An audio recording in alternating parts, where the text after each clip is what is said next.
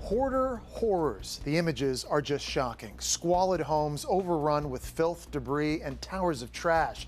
Today, we are taking you inside the horrific and heartbreaking world of individuals who are willing to wage war to defend their epic hoards. But first, a warning, what you're about to see is both graphic and disturbing. I'm Andy, and I'm a rebel fighting for my freedom. Andy and his wife Becky have been living with an estimated 250 tons of possessions for nearly 2 decades. If there's ever a big disaster, we could probably live at least a year without needing for anything. Cameras from A&E's hit series Hoarders capture how Andy and Becky have had to adapt their lives around their hoard. I cook in my frying pan in my bathroom. I don't use a stove. Don't do it.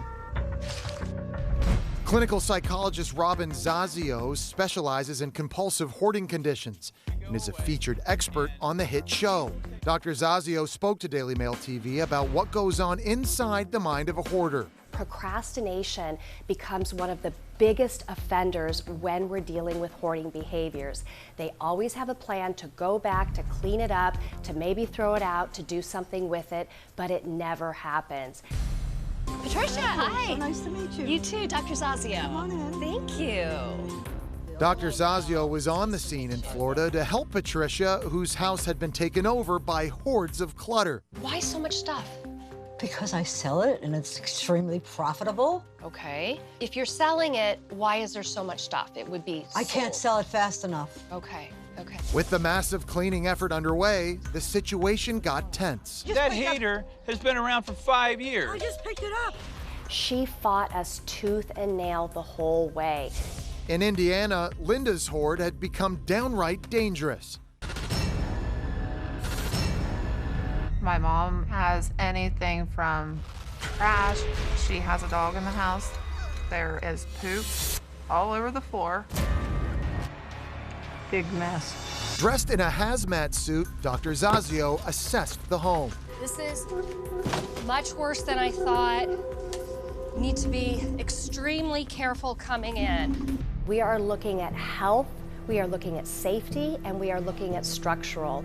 In terms of health, oftentimes there can be mold and other contaminants. We're always looking at whether or not someone would be trapped. There's definitely cases where people have died in their hoard. Dr. Zazio says when it comes to dealing with a hoarder, there are definitely do's and don'ts.